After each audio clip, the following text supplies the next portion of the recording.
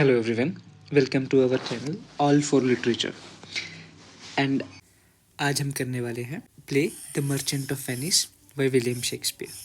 Now this is also one of the comedies, although classified as a comedy, yet it contains many serious and dramatic scenes. It was first published in 1600 and then it was published in 1619 in what is today called False Folio. अब ये false folio क्या है? William jagged एक publisher थे, उन्होंने Shakespeare के 10 pledge को collect करके इकट्ठे पब्लिश कराया एक फोलियो में, बट बाद में पता चलता है कि वो सारे के सारे जो प्लेज थे वो शेक्सपियर के नहीं थे, इसीलिए इस फोलियो को फॉल्स फोलियो बोला जाता है. And it was published in 1619 and इसके जो सेलर थे वो थे Thomas Pavier. Finally merchant of Venice को 1623 में फर्स्ट फोलियो में पब्लिश किया गया था. First folio which is a collection of 36 plays of William Shakespeare, जिनको उनके colleagues James Heming and Henry Condell ने मिलकर पब्लिश करवाया था. Okay, moving on to the sources of the play. The earliest sources जो हमारे पास हैं वो हैं, the first is Il Pecorone, जिसको इंग्लिश में बोला जाता है the golden eagle, which is by Giovanni Fiorentino and it is an Italian collection of short stories.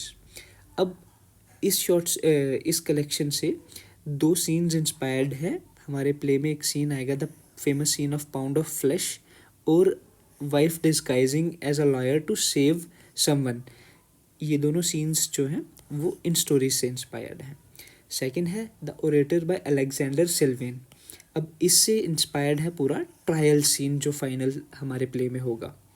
And the third important source is Gesta Romanarium, which is a Latin collection of anecdotes and tales. ये किस्से कहानियों की एक collection है जिसको English में deeds of the Romans बोला जाता है, एंड इससे इंस्पायर्ड है मर्चेंट ऑफ वेनिस की द 3 कास्केट वाली स्टोरी. ये आगे हम प्ले में देखेंगे कैसे. Okay, moving on.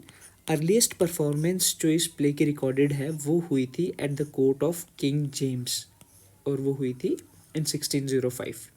अब किंग जेम्स का आप थोड़ा देख सकते हैं कि king James was James 6th of Scotland, जो कि क्वीन एलिजाबेथ की डेथ 1603 के बाद उनको सक्सीड करते हैं and becomes James 1 of England, and he rules from 1603 to 1625. Okay, moving on to the characters of the play. Okay, the first important character is Shylock, who is a Jewish moneylender and he lives in Venice. He is the antagonist of our play and he is the one who demands a pound of flesh from Antonio. And second character है हमारे पास Antonio, जो titular character है the merchant of Venice. यही है the merchant of Venice. He is a wealthy Christian जो plot में हम देखेंगे शायलॉक से पैसे उधार लेते हैं for his friend Bassanio, and he represents generosity and loyalty. But हमें बीच बीच में दिखाया गया है कि काफ़ी सैड और मेलनकलिक हैं वो. देन थर्ड इम्पॉर्टेंट कैरेक्टर है Bassanio who is a young Venetian nobleman and he is Antonio's close friend. ये पोर्शिया से शादी करना चाहते हैं, इसीलिए वो एंटोनियो से फाइनेंशियल सपोर्ट मांगते हैं. Then the next character is Portia. Portia is one of the most important female characters of William Shakespeare. She is a wealthy heiress from Belmont. Belmont is a place in rural Italy and therefore हमें दिख गया कि setting में Venice के साथ साथ वेलमोंट भी आ गया. Okay, and she is intelligent, she is resourceful, she is the one who disguises as a male lawyer to save Antonio at the end of the play. She represents justice and mercy. Now next character is Jessica. Jessica कौन है? She is Shylock's daughter. Shylock जो हमारे antagonist हैं, ये उनकी बेटी हैं, and during the play हम देखेंगे कि she elopes with Lorenzo and then converts to Christianity. Okay, next character is Lorenzo, who is a friend of Bassanio and Antonio, and he is the one जो Jessica के साथ भाग के उनके साथ शादी करते हैं. Then there is Gratiano. He is also a friend of Bassanio and Antonio. अब he is important क्योंकि ये बसानियो के साथ बेलमोंट जाते हैं. जब बसानियो goes to court Portia and वहाँ पे ही मैरीज नेरिसा जो कि पोर्शिया की मेड है. Now नेरिसा, she is Portia's maid and confidant and she marries Gratiano and she also assists Portia in her schemes. ये भी हम प्ले में देखेंगे आगे. Then कैरेक्टर है prince of Morocco and prince of Aragon का. ये दोनों पोर्शिया के सूटर्स होते हैं, जाए होते हैं to woo her and they do not succeed because वो गलत कास्केट चूज करते हैं. द स्टोरी ऑफ 3 कास्केट्स हम आगे अभी देखेंगे. Okay. Then there is Duke of Venice. He is the Duke of Venice and he presides over the trial between Shylock and Antonio. And कुछ minor characters हैं जिनमें है Launcelot Gobbo, who is Shylock's servant and he later works for Bassanio. He is there to provide some comic relief. And साथ में है Old Gobbo जो Launcelot के father हैं. He is blind and he is also comically confused. And finally we have a character Tubal जो another Jew है and he is a friend of Shylock. He is the one जो Shylock को inform करते हैं about the elopement of Jessica. ठीक है. Now moving on to the key relationships. Key relationships. पहला key relationship है Antonio और बसानियो का. We know they are close friends and Antonio is willing to risk his life for Bassanio. ये हम देखेंगे play में कैसे एंटोनियो जब लोन पे नहीं कर पाते हैं तो वो बसानियो के लिए अपनी लाइफ रिस्क कर देते हैं. Second, Portia and Bassanio. वो एक तो रोमांटिक रिलेशनशिप में है एंड देन पोर्शिया कैसे बसानियो की हेल्प करती है by saving Antonio. There is Shylock and Jessica. यहाँ पे ये फादर डॉटर का रिलेशनशिप है जिसको दिखाया जाता है how is it strained by Jessica's elopement and her conversion to Christianity.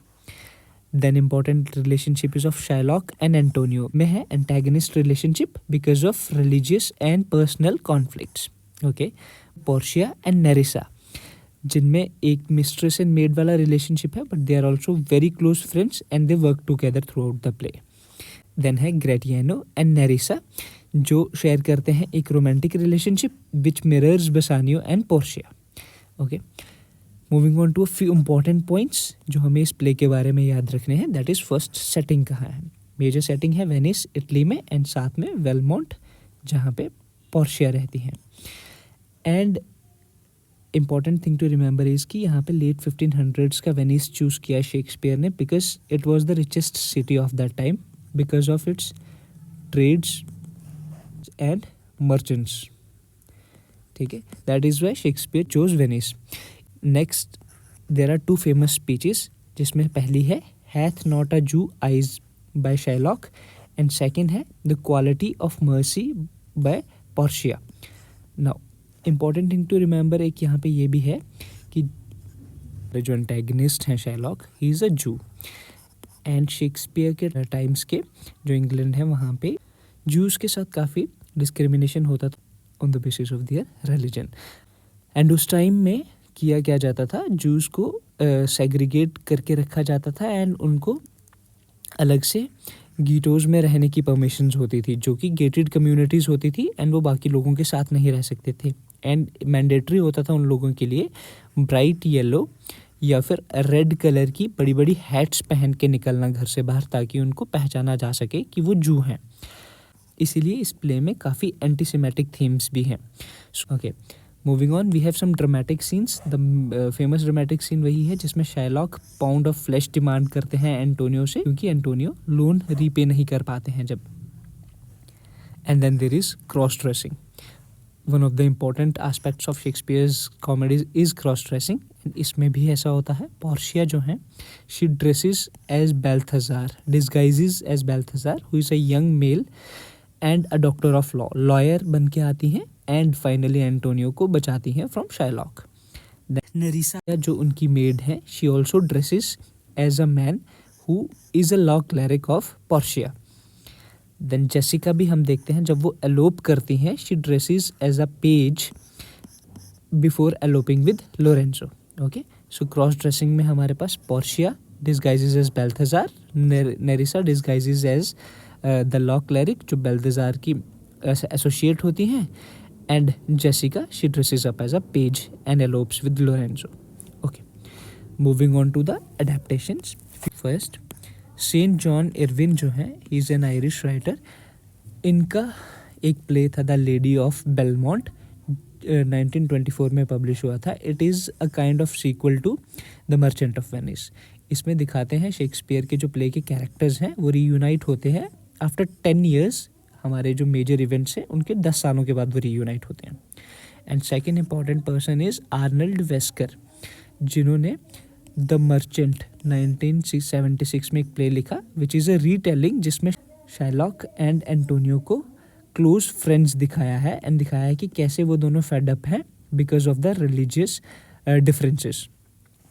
अब आर्नल्ड वेस्कर हमारे एक इम्पॉर्टेंट राइटर हैं इंग्लिश में, तो हल्का सा इसको भी देख लेते हैं. ही इज़ एन इंग्लिश ड्रामेटिस्ट जो कि एंग्री यंग मैन मोमेंट और किचन सिंक ड्रामा के साथ एसोसिएटेड है. एंड इनका फेमस वर्क है वेस्कर ट्रिलॉजी में, जिसमें 3 प्लेज हैं. एंड उन 3 प्लेज में आते हैं chicken soup with barley, roots and I am talking about Jerusalem. ठीक है, so it's important to remember him too. हम डिटेल में बाद में इनको भी पढ़ेंगे. Okay, moving on to the summary of the play. And I should remind you again कि ये बहुत ही ज़्यादा इलेबोरेट समरी नहीं होने वाली है. It will just be a crux, ताकि यू गेट टू नो कि प्लॉट में होता क्या है, because it's important to understand the plot, ताकि आपको चीज़ें याद रहें. एंड एग्जाम में काफ़ी सारे क्वेश्चन हम थ्रू प्लॉट भी आंसर कर सकते हैं. ओके, एंटोनियो जो हमने देखा कि है Venetian merchant, he complains to his friends of a melancholy. वो बोलते हैं कि उनको कुछ तो दुख है बट वो उनको समझा नहीं पाते हैं एग्जैक्टली. तभी वसानियो वहाँ आते हैं, who is desperately in need of money, क्योंकि उनको पोर्शिया को कोर्ट करना है, जो कि एक वेल्दी एयरेस है और वो वेलमोंट में रहती हैं. वसानियो एंटोनियो से लोन मांगते हैं ताकि वो स्टाइल में जाके पोर्शिया को कोर्ट कर सकें. एंटोनियो मान तो जाते हैं बट कहते हैं कि वो खुद लोन नहीं दे सकते, क्योंकि उनकी जो खुद के पैसे हैं वो सारे इन्वेस्टेड हैं नंबर ऑफ ट्रेड शिप्स में जो भी सी पर ही हैं. तो एंटोनियो उनको सजेस्ट करते हैं कि हम सिटी में चलते हैं एंड किसी भी एक मनी लेंडर से लोन ले लेंगे और एंटोनियो खुद एज अ गारंटर होकर बसानियो को लोन दिला देंगे. अब बेलमोंट में हमें बताते हैं कि पोर्शिया जो है वो थोड़ी दुखी होती हैं, क्योंकि उनके फादर की विल की वजह से, उनके फादर के विल के अकॉर्डिंग 3 कास्केट्स हैं of gold, silver and lead. जो भी पोर्शिया के सूटर्स होंगे उन तीनों में से कोई एक चूज़ करनी है, और उन तीनों में से किसी एक में पोर्शिया की पोर्ट्रेट है, एंड जो वो कास्केट चूज़ करेगा वही पोर्शिया से शादी कर सकता है. एंड पोर्शिया इसलिए भी दुखी हैं क्योंकि उनके कोई भी सूटर्स जो हैं वो उनको इतने पसंद आते नहीं हैं. एंड फिर जो उनकी मेड है नेरिसा, वो उनको फाइनली याद कराती हैं अबाउट बसानियो, जिनको वो कुछ देर पहले मिली थी और उनको वो अच्छे भी लगे थे. एंड फिर वेनिस में हम देखते हैं एंटोनियो और बसानियो जाते हैं हमारे एंटेगनिस्ट शाइलॉक के पास, जो जूइश मनी लेंडर हैं, और उनसे एक लोन की डिमांड करते हैं. वैसे तो शाइलॉक कुछ खास पसंद नहीं करते एंटोनियो को, क्योंकि एंटोनियो हमेशा शाइलॉक और बाकी जूस को अंडरमाइन करते रहते हैं, उनको नीचा दिखाते रहते हैं बिकॉज ऑफ देयर यूजरी होती है the practice of loaning money बहुत ज़्यादा हाई रेट ऑफ इंटरेस्ट पे. तो एंटोनियो क्या करते हैं, इन लोगों के बिजनेस को अंडरमाइन करने के लिए सबको इंटरेस्ट फ्री लोन्स प्रोवाइड कर देते हैं खुद ही. इस वजह से शाइलॉक कुछ पसंद नहीं करते हैं एंटोनियो को. एंटोनियो इस बारे में कुछ करते नहीं हैं, ना ही वो अपने इस बिहेवियर के लिए कभी माफ़ी मांगते हैं, बट स्टिल शाइलॉक अग्री करते हैं और वो बसानियो को 3000 डुकेट्स दे देते हैं विदाउट एनी इंटरेस्ट. कितने? 3000 डुकेट्स. एंड डुकेट्स जो है उस टाइम पे गोल्ड या सिल्वर के कॉइन्स होते थे. ओके, इंटरेस्टिंगली वो उनको बिना किसी इंटरेस्ट के ये दे देते हैं, बट शाइलॉक एड्स कि अगर वो लोन नहीं चुका पाए तो Shylock will be entitled to a pound of Antonio's flesh. This is the important part.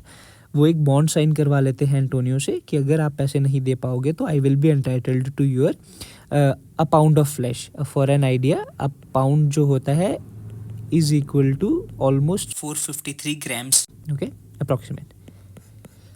तो इतनी उनको अपनी फ्लैश देनी पड़ेगी शाइलॉक को. ओके, वसानियो इस चीज़ पे वार्न करते हैं एंटोनियो को, बट एंटोनियो अग्री करते हैं बिकॉज ही इज़ कॉन्फिडेंट कि उन्होंने जो पैसे इन्वेस्ट किए हैं वो अच्छे प्रॉफिट्स के साथ रिटर्न आएंगे.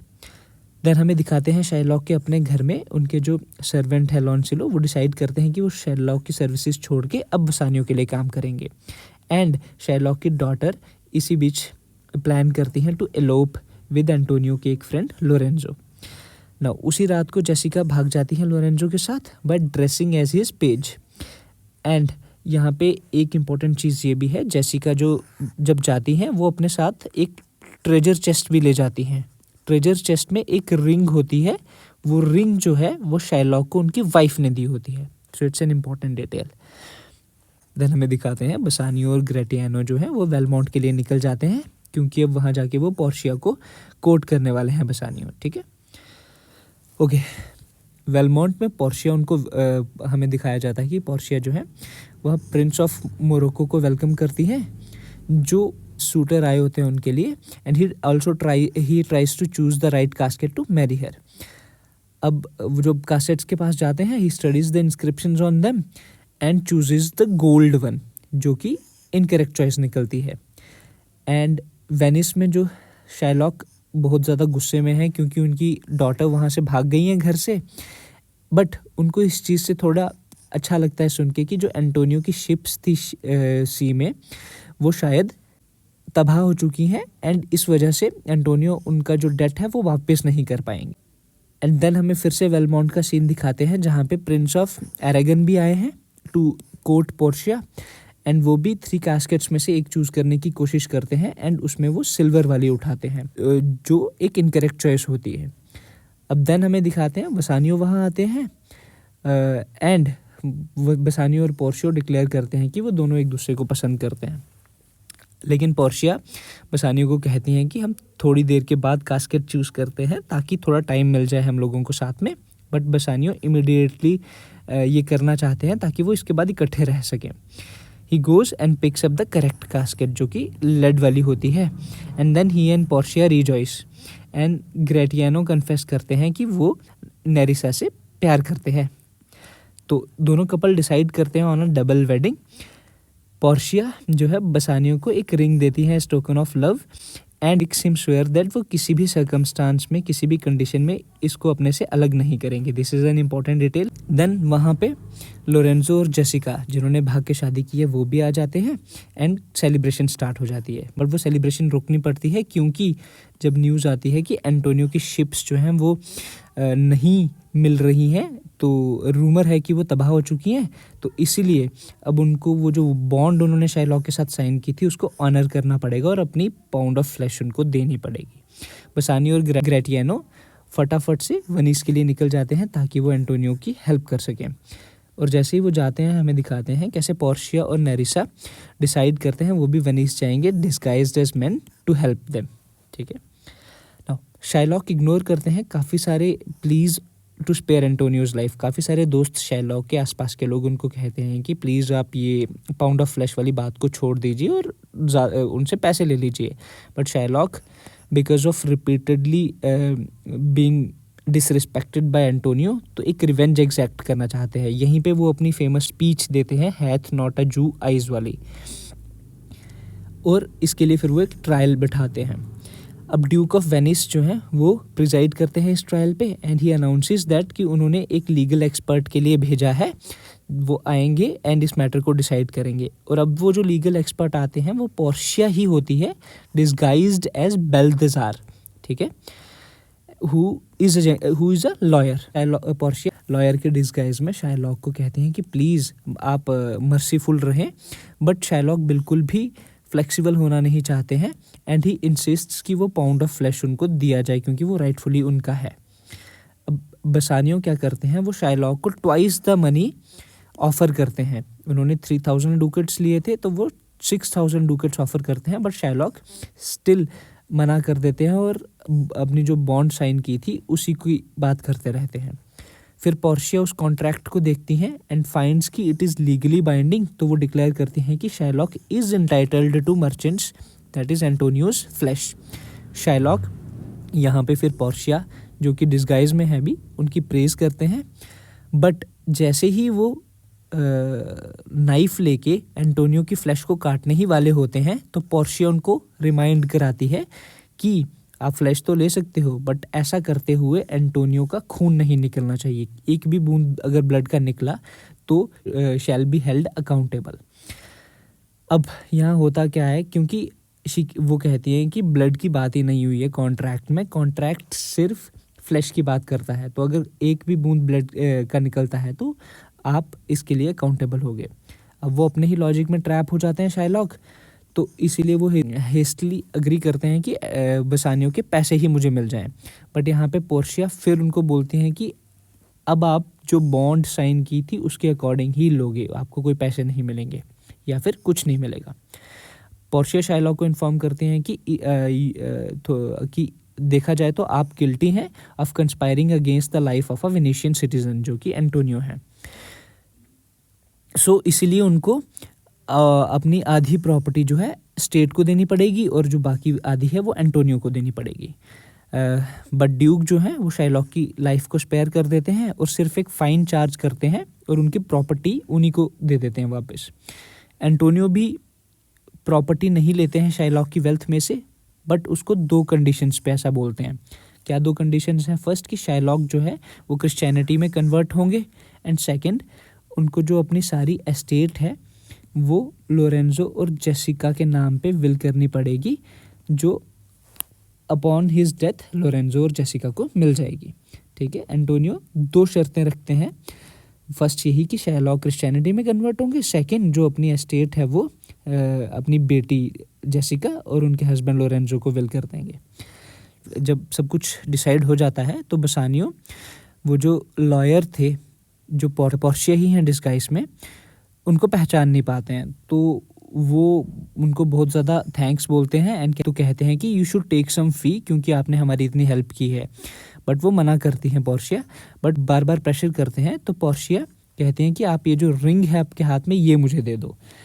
अब यहाँ पे बसानियों का डिलेमा दिखाया है कि उन्होंने पोर्शिया को प्रॉमिस किया था कभी भी इस रिंग को नहीं उतारेंगे, बट वो एक उस लॉयर को ये रिंग देना भी चाहते हैं जिसने उनके दोस्त की जान बचाई है, तो वो दे देते हैं फाइनली। एंड ऐसे ही ग्रेटियानो जो है वो नेरिसा, जो अभी डिस्गाइज में ऑफ क्लर्क ऑफ पोर्शिया, उनको अपनी रिंग दे देते हैं। अब वो दिखाते हैं कि दोनों वीमेन जो है वो वेलमोंट आ जाती हैं, जहाँ पे लोरेंजो और जेसिका उनको दिखते हैं, एंड बसानियो और ग्रेटियानो अगले दिन वहाँ आते हैं वेलमोंट में और अपने वाइफ से मिलते हैं। बट उनको पता नहीं होता है कि ये दोनों वही डिस्गाइज्ड लॉयर्स थे जिन्होंने इनके दोस्त की जान बचाई है। अब जब उनको उनके हाथों पे रिंग्स नहीं दिखती हैं, तो उनकी जो वाइव्स हैं दोनों, दैट इज़ पोर्शिया और नेरिसा, वो अपने हस्बैंड्स को एक्यूज़ करती हैं ऑफ बीइंग फेथलेस, एंड ये कहती हैं कि आपने हमारी रिंग्स किन्हीं और औरतों को दे दी हैं। बट ज़्यादा उनको तंग ना करते हुए वो बता देती हैं कि पोर्शिया बता देती हैं कि वही बेल्थेजार के डिस्गाइज में वो लॉ क्लर्क बन के आए थे और उन्होंने और नेरिसा ने एंटोनियो की हेल्प की थी। Then they reconcile with their husbands. Lorenzo और Jessica are pleased to learn about their inheritance. Lorenzo और जेसिका खुश हो जाते हैं उनको जब पता चलता है कि शाइलॉक की जो एस्टेट है अब उनको मिलेगी after his death. And then एक और गुड न्यूज़ ये मिलती है कि एंटोनियो की शिप्स जो रूमर्ड थी कि तबाह हो चुकी हैं वो सेफली वापस आ गई हैं। And then the group celebrates its good fortune. Okay, जो इम्पोर्टेंट सीन है 3 कैस्केट्स वाला, उसमें we know there are 3 caskets, जिसमें है एक गोल्ड, एक सिल्वर एंड एक लेड की। अब अगर आप देखेंगे तो गोल्ड कैस्केट जो है उस पर एक इंस्क्रिप्शन होती है, who chooseth me shall gain what many men desire. अब ये सिंबलाइज करती है मटेरियल वेल्थ और सुपरफिशियल एलोर, और इसको चूज़ कौन करता है? Prince of Morocco. तो जब इस कास्केट को वो खोलते हैं तो वो देखते हैं उसमें एक स्कल है और उस स्कल के आई सॉकेट में एक स्क्रोल होता है। ठीक है, एंड देन सेकंड है हमारे पास सिल्वर कास्केट। सिल्वर कास्केट पे इंस्क्राइब्ड होता है, who chooseth me shall get as much as he deserves. It represents merit और सेल्फ वर्थ। अब ये चूज़ की जाती है by prince of Arragon, and जब वो इसको खोलते हैं तो इसमें उनको एक पोर्ट्रेट मिलता है, पोर्ट्रेट ऑफ अ फूल। ठीक है, एंड फाइनली है हमारे पास लेड कास्केट, जिसके ऊपर इंस्क्राइब्ड होता है, who chooseth me must give and hazard all he hath और ये सिग्निफाई करती है सैक्रिफाइस और ट्रू वैल्यू, जिसको चूज़ करते हैं बेसानियो। इसी कास्केट में होता है पोर्ट्रेट ऑफ पोर्शिया, जो चूज़ करते ही Bassanio then wins Portia's hand in marriage. ठीक है। एंड एक इम्पॉर्टेंट चीज़ टू रिमेंबर ये भी है ऑफ द कैरेक्टर डॉक्टर बेलारियो, जो कभी भी फिजिकली प्ले में अवेलेबल नहीं है, but he is a lawyer, a wealthy lawyer from Padua, जो एक सिटी है इटली में। ही इज़ अ लॉयर जो पोर्शिया के कज़न भी हैं, एंड यही लॉयर है जो ड्यूक को एक लेटर भेजते हैं ऑफ रिकमेंडेशन। उस लेटर में लिखा होता है कि बाल्थाज़ार जो है यंग मैन है, ये मेरी जगह आपका केस हैंडल करेंगे, एंटोनियो वाला केस हैंडल करेंगे, तो आप इनको परमिट कर दीजिए। और वो बाल्थाज़ार कौन होता है? पोर्शिया ही होती है इन डिसगाइज। सो ड्यूक जो है इस रिकमेंडेशन के बाद पोर्शिया को in the guise of Balthazar वो केस लड़ने देते हैं। Okay, now moving on to the quotations, there are a few important quotations, जिसमें फर्स्ट है शाइलॉक की speech of hath not a Jew eyes. इसमें वो कहते हैं आई एम अ जू, hath not a Jew eyes, hath not a Jew hands, organs, dimensions, sense, affection, passion, fed with same food, hurt with the same weapon, subject to same diseases, healed by the same means, warmed and cooled by the same winter and summer as a Christian is. If you prick us, do we not bleed? If you tickle us, do we not laugh? If you poison us, do we not die? And if you wrong us, shall we not revenge?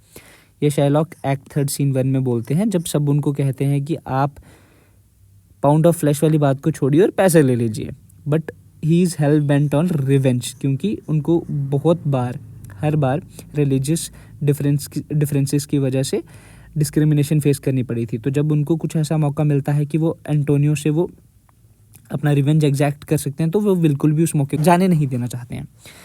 Second is the speech on mercy. The quality of mercy is not strained, it droppeth as the gentle rain from heaven upon the place beneath. ये Portia act 4 scene 1 में बोलती है when she is disguised as बाल्थाज़ार, जो Antonio का case लड़ रहे होते हैं अगेंस्ट शाइलॉक। यहाँ पे दिखाया जाता है कि मर्सी पे बहुत फोकस करती हैं वो, एंड बार बार शाइलॉक को she tries to convince Shylock to be merciful. And ये एक सर्टल थीम था शेक्सपियर का, जहाँ पे दिखाया जाता है कि क्रिश्चियनिटी जो है वो मर्सी पे बहुत फोकस करती है, एंड शाइलॉक बीइंग अ जू वो बिल्कुल भी मर्सीफुल नहीं है।